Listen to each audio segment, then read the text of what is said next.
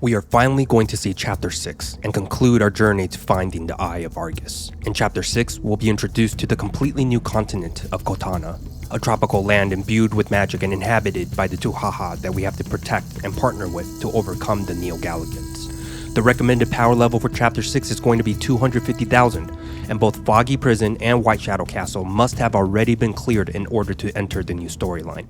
So if you haven't hit those requirements yet, now is the time to start progressing, because there's going to be exciting new quests to complete, architecture to explore, and creatures to fight. In Cotana, there will also be new resources for us to mine and gather, and of course, with access to new materials, we will have new crafting recipes available across all of the different professions. Now, new profession recipes does not mean we have to grind out new profession levels. The new recipes will be integrated into the existing levels that we already have today.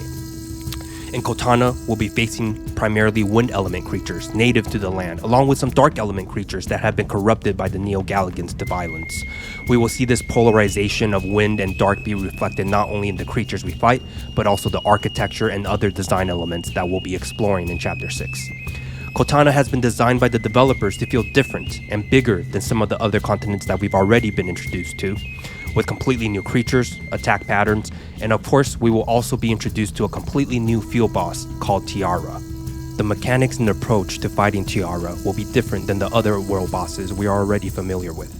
Rather than chasing the boss around, Tiara will be stationary and will have 9 different skills we have to overcome in order to defeat. There are also big changes coming to the Path of Growth.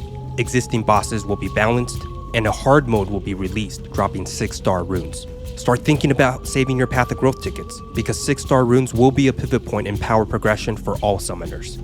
A completely new boss in Path of Growth is also being released, Kamari. Kamari will drop shield and destroy runes. Shield runes allow any unit to apply a shield to their party, and destroy runes allow a unit to destroy a portion of the enemy's HP that cannot be recovered, similar to Klee's fire weapon. These updates to Path of Growth will undoubtedly impact the meta and account progression, so start thinking about how you may want to prepare for these forthcoming changes. In addition to the Chapter 6 and Path of Growth updates, there will be massive quality of life improvements being made as well. The first is the ability to upgrade runes. That's right, very soon purple runes can be upgraded to legend runes. And not only that, but we will also have the ability to transfer enhancements on runes, giving us the ability to reuse books and galaxy stones we've already applied to certain runes. Many of you will also be happy to hear that auto mining and gathering will be released. Now, this won't enable infinite auto mining and gathering. The amount of auto mining and gathering you will be able to do per week will be based on account level. And of course, there will be a new Nat 5 family introduced, the Magical Archers. Be on the lookout for a separate video dedicated to reviewing the Magical Archer family. So there you have it, a summary of the largest content update made to Chronicles since the release of the game. Korea will receive this update in early March, with North America to follow shortly after. I'll post a link to the Korean patch update where I got the majority of this information from, along with the link to the interview with developers regarding this new content in the description below. Good luck everybody.